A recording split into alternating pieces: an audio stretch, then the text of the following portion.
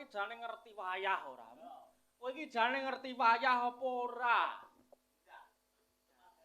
Ngerti.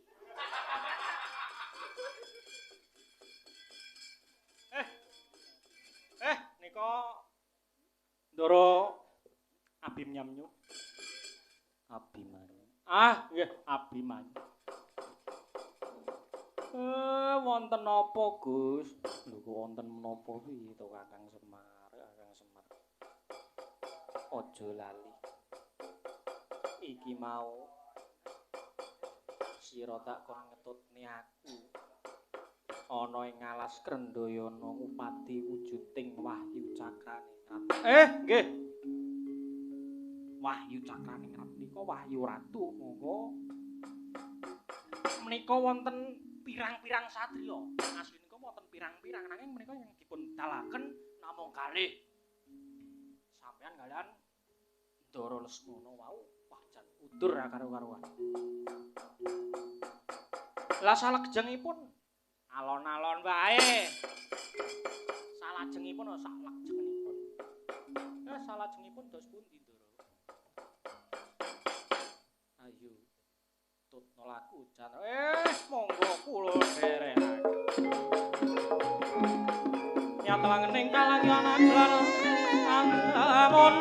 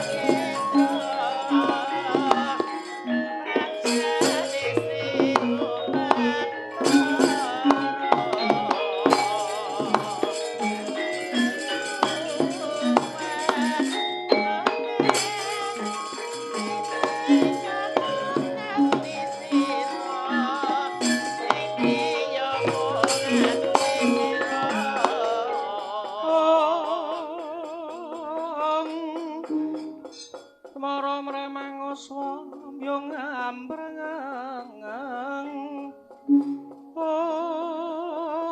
kadi aronaning kaswasehaning madya memalatgung risang kondo astrapaja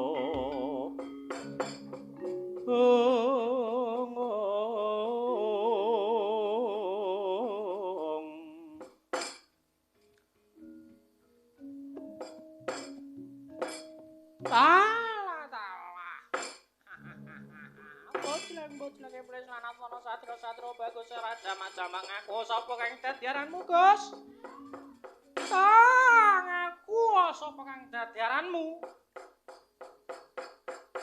Iki ono buta tangane surawian kaya ngegisah manuk sapa iki? Lah dalah ditakoni durung sumaro malah ganti takon. Ya. Kowe teken jenengku, aku Ditya.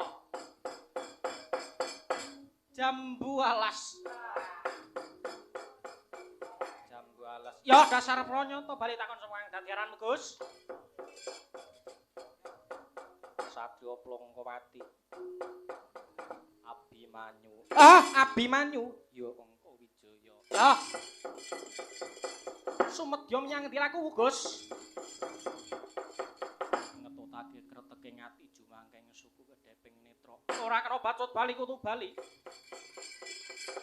Bacut ora entuk bacut mani karo aku apamu kang tak wedeni wiwi bang wewe putih ililo panas pati lah dalah Gus iya yen pancen kowe wani karo para gage maju ngakon nilang nyawamu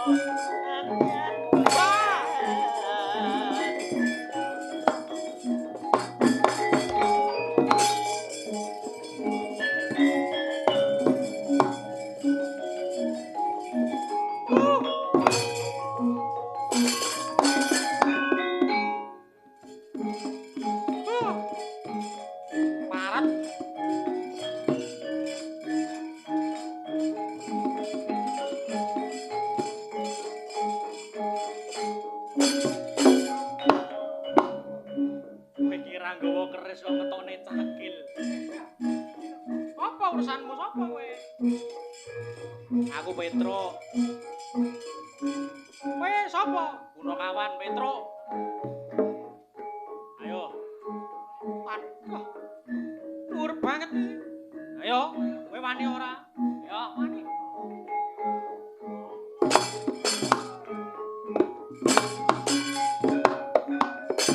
Waduh.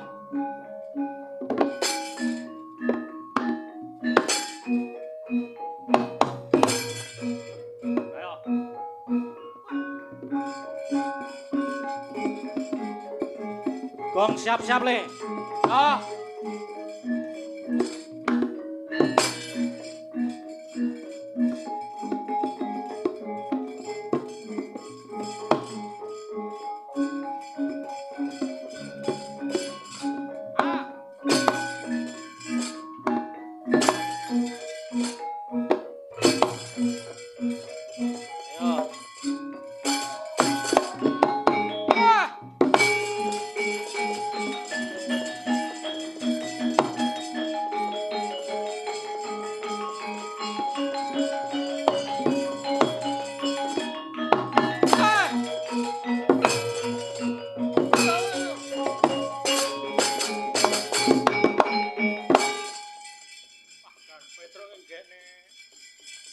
Gawean temenan. Dadak yo nggih cakilan barang. Ngrekasake. Nah kaya. Waduh. Aduh, kancaku mati. Yo ben kancamu mati apa teni yo. Sapa iki? Bagong. Punakawan. Main bulas bulus wae. Ayo, kowe arep ngopo ganggu gawe bendaraku yo. Ora ganggu gawe nek aku ora mrimakne batine kancaku. Ya ayo. Ayo piye? Lah iki ngopo? Gelut. Ayo, gelut.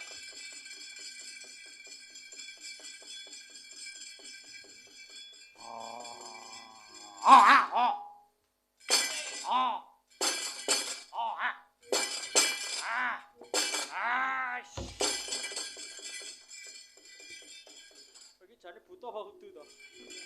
Kok lemes banget kowe. Minggir oleh. Minggir oleh. Wait.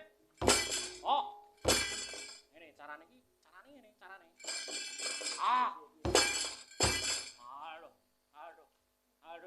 Aduh. Ojo nganti leno le. Wah, malah leno dhewe. Piye to?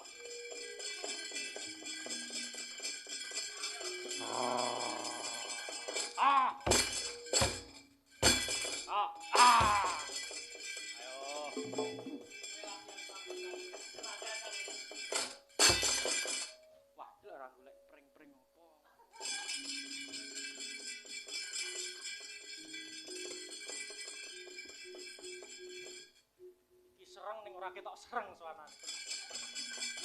Ah. Entuk pang gede. Kayu rubuh. Oh, nggawa apa? Ah iki nggawa senjata. Senjata kok ngono. Ayo, piye? Anane iki ning alas e. Ireng dawa kaya ula. Wah, lah kowe ganggu gawe. Ora ganggu gawe, jane iki kowe lho sing ganggu gawe iki. Ngapa to iki? Ayo, iki perang kok malah jagongan. Ra krasa, waduh boyo.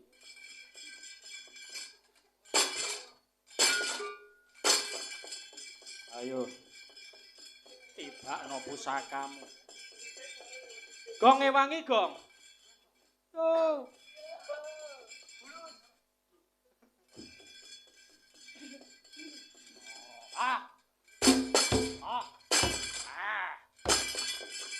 Ayo ora nrimakne patine kancan. Ya. Wah iki wong apa kelinci? Wah. Wong ya kaya ngene kelinci. Ait. Hop. Eh. Eh. Eh. Eh. Eh. Oh. Hola.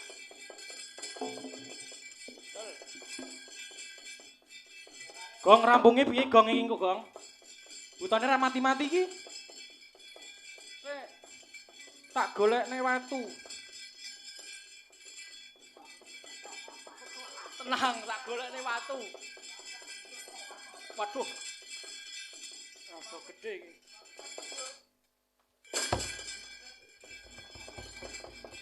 Sik lho, Gong. Sik lho, Tru.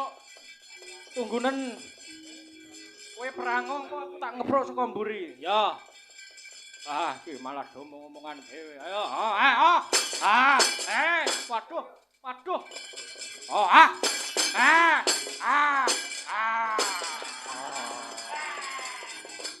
Waduh.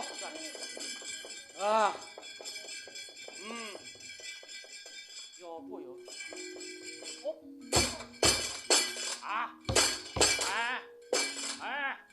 Au. Hati-hati, Mas.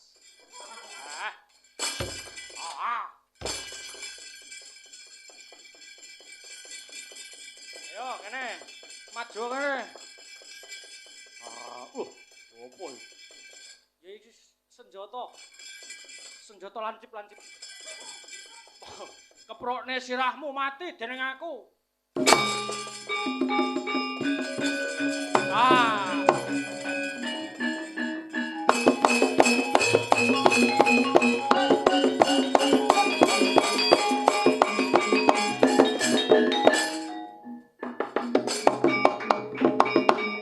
Truk Rere. Wis mati, Dong. Heeh. Jupuki sandangane. Iki buta mrebet lho iki. Wah, jarike deloken to, jarike parang. Oh, parang karo makara. Wah, jare apa iki?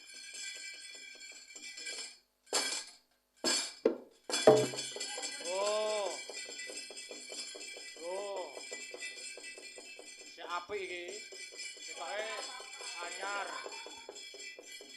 Bagong iki ora ning apa-apa ning barang iki. Nah iki ana kalung, gelang, wae.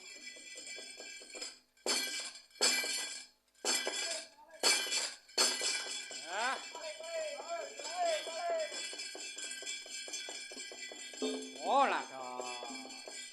Sembrono. Waduh. Jebul buta ya nggo baku. Ra apa-apa.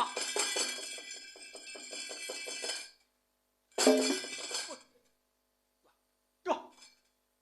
Kono sing gundul ya. garing jijike ora.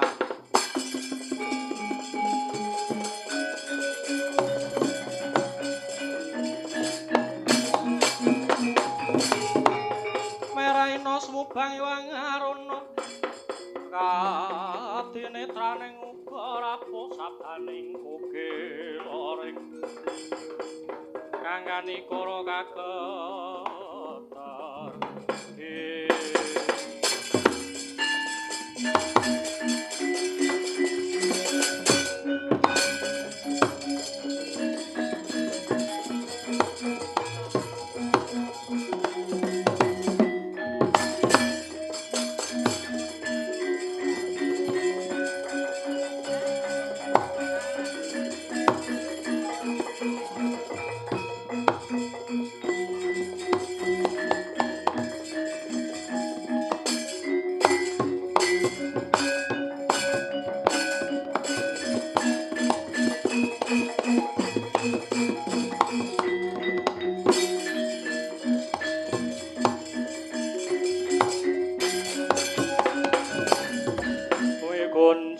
Kanjeng angit kelap-kelap katon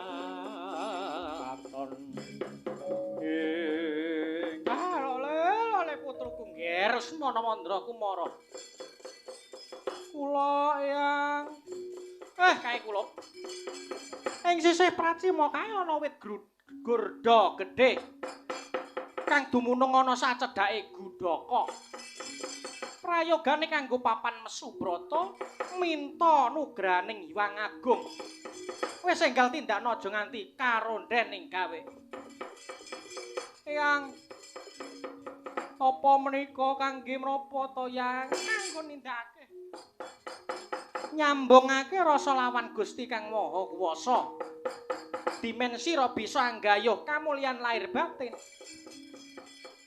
alah kula pun mulya Yang kula niku anak ratu anake wong sugih mboten saprihatin nggo mantuk mawon goyang goyo kula badhe pacaran lha anak ratu pacaran kok karo wong dodol rujak ora becik kowe iki apa dumeh apa kuwi jenenge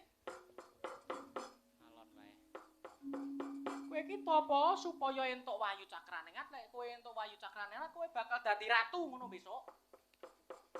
Oh ngaten. Iya. Mula saka kuwi kudu mumpuni ing Salingreh.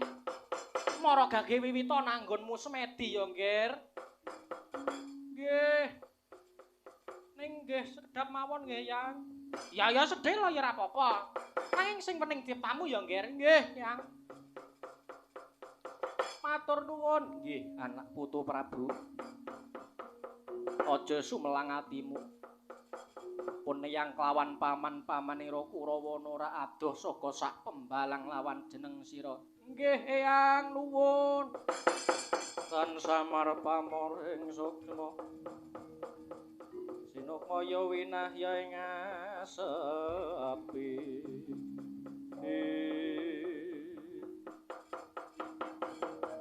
Paing kono to mau. Liep layaping aluya patranira Raden Lesmana denira Mesubrata.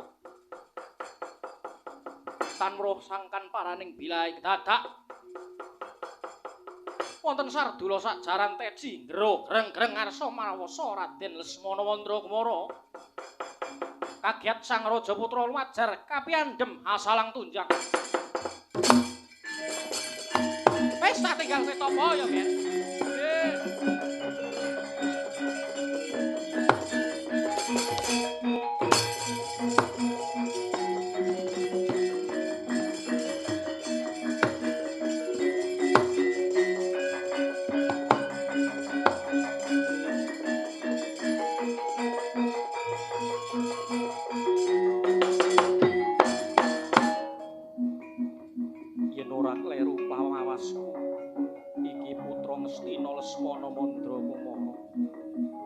Asis medi kok ora bisa wening ngrasani yo coba tak teteri bocah iki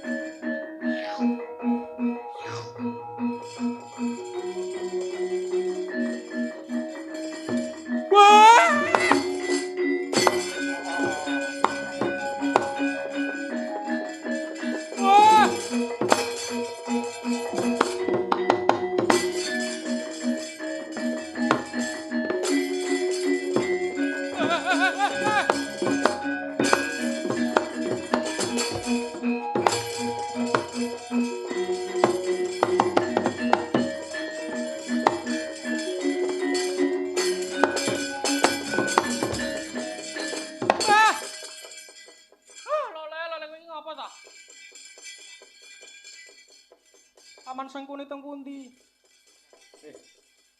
Wonten apa Putu Prabu? Lah kok mlajar-majar dereng wonten dangu. Aduh. Kula takut. Kula wedi, Yang. Wedi ke ana apa? Sasuwene kula tapa? Kula ngrasake wonten pergerakan-pergerakan. Jebul sak mangke kula mlirik. Wonten wujuding sardula gedhe banget. Lah aku ning kene iki ora ngerti macan. Kok kowe iso ngerti? Ah, kula nggih boten ngertos. Lho Lesmana Mandrakumara. Kuwi mono sing jenenge Pacoban yo, Nger. Aduh, berarti kowe ora entuk yo aju cakrane ngrat putuku. Wes bali.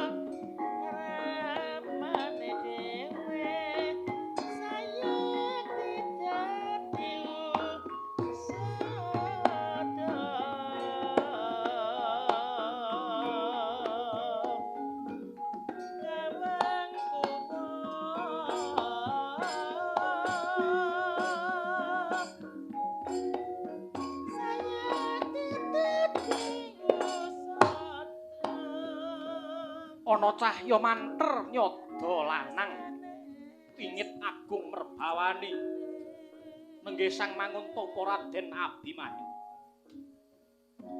semedi maladening memintosih nugrahaning Gusti kandhase panalongsa melenging pangesti weninging cipta tan prabeda lawan kang Rama Raden Arjuna praptane sang pawak coba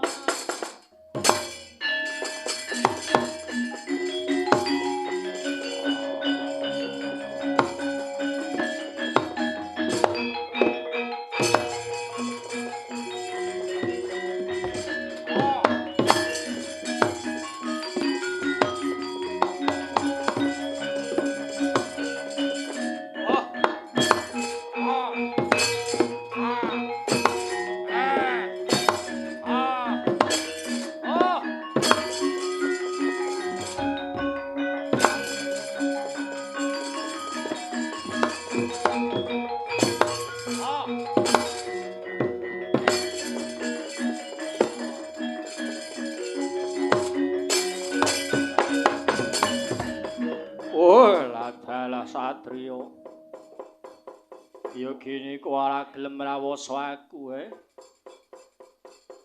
mengko to kecerisanak ngalahake wong liya kuwi luwih gampang tinimbang ngalahake nepsune dhewe sedyaning mung bakal nggayuh wahyu kamulyan ora nedya gawe pati apa yen wis entuk wahyu kowe bakal golek kondang ora dalah. Cetha kowe kepengin sugih lan kepengin mulya. Kanthi sugih bondo kowe bisa tumindak sakarepmu dhewe. Benerke kang luput ngluputke kang bener nginger marang jejeking adil. Luput pandakwamu. Ciptaning Abimanyu amung mligi mulyakake kawula. Aku ora bakal nutup mripat buntu talingan weruh kawula kajiret dening kasangsaran. luwih becik Abimanyu lebur tumpur lamun tan bisa ngangkat kamulyaning bebrayan agung. Wah, lah iki sing tak goleki.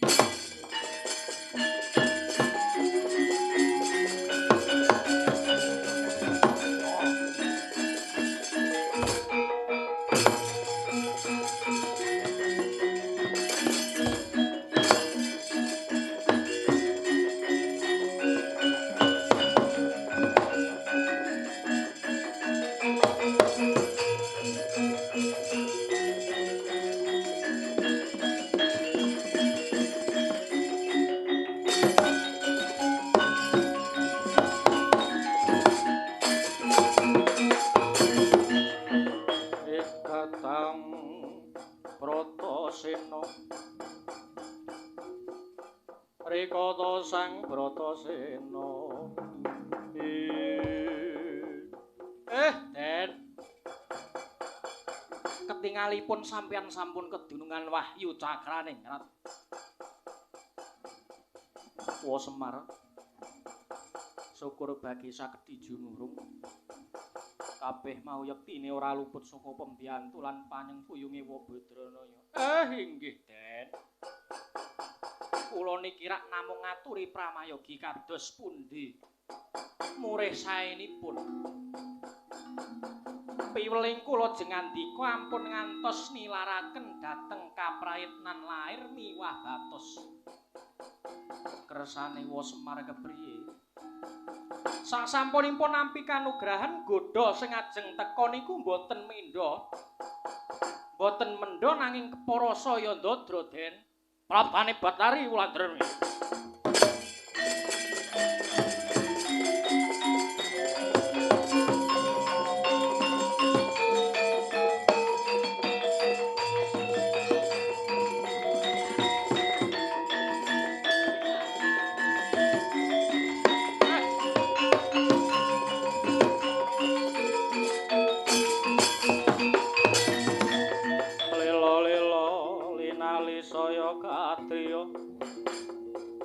Asmara marang Resang Katirate.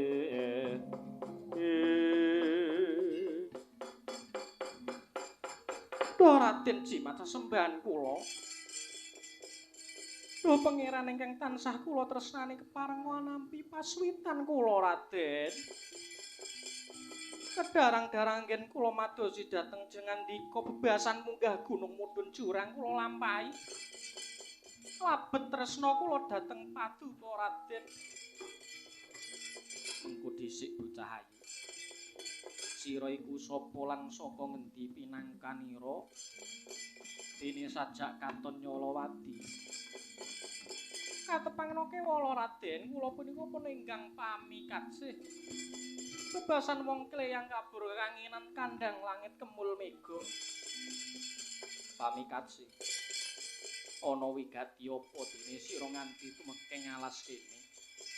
Duh Raden, estunipun sowan kula dhateng jengandika punika. Jalaran kula nampi wangsiting Jawata bilih gesang kula punika saged amanggih kabagyan menawi saged suwita jengandika Raden. Pramila mawantu-wantu panyuwun kula jengandika kersa nampi pasuwitan kula Raden. Wong ayu. Ing ngri kalenggahan iki lagi ana sesanggeman luwih wigati kang kudu ndak lakoni. Mula srantekna sawetara udakara 40 dina. Sliramu bisa mbacutake rembukan lawan aku. Raden, Raden. Teka tega sanget dhateng kula. Menawi mboten wancit, menawi mboten wonten wangsit tertentu kula badhe ngasoraken derajat kawanitan kula. Lamira Raden, kepareng nggih Raden. Ora bisa wong ayu. Liya wektu wae ditutukake. Menawi mengaten tinimbang gesang nandhang wirang. Alung tumekeng lampus pramila saged-saged kula badhe angkroda pariweksa.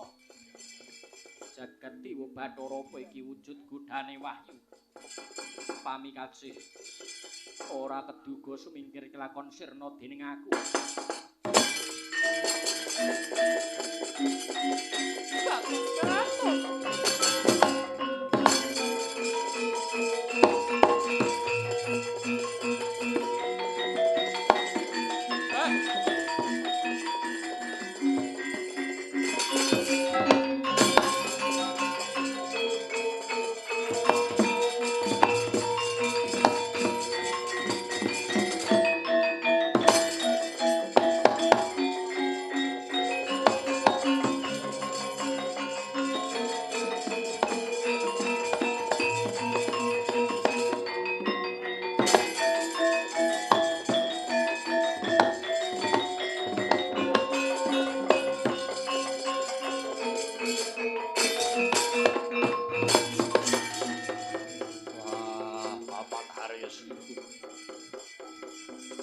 mungguh pawartane putraning ingsun.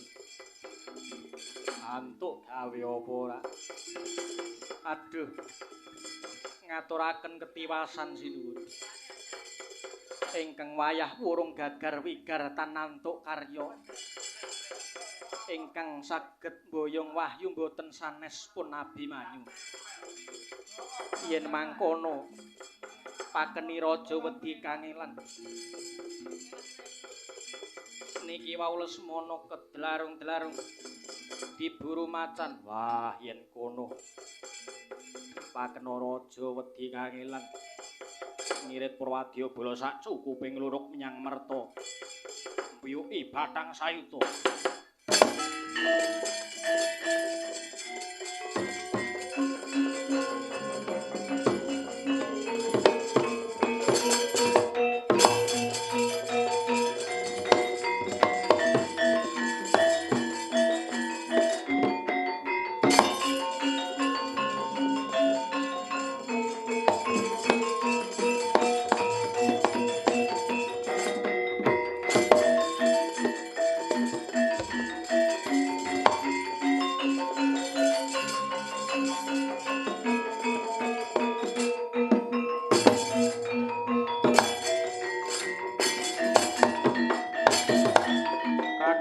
Sang kapirangu rinangkul krempet kempet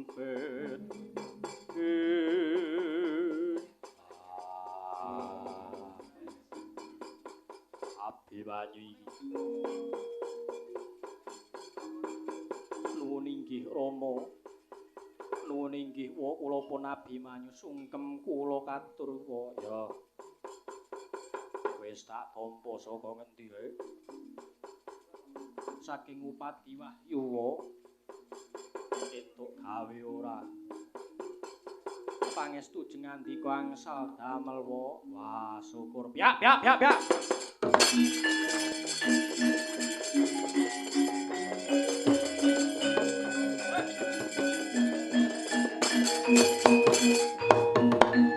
katur dateng Ndara Werkudara Petruk apa?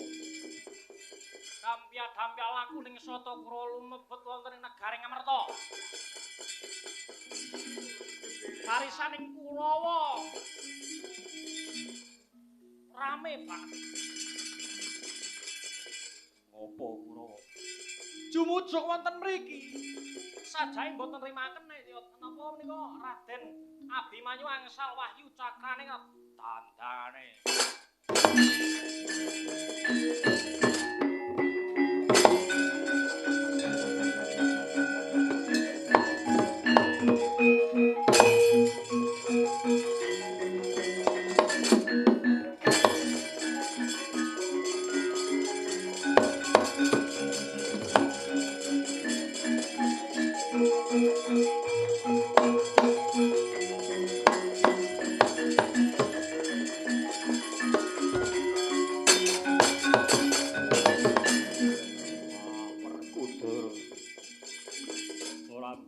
Saiki angger Kurawa golek wahyu mesti para Pandhawa sak prarane sing bigal.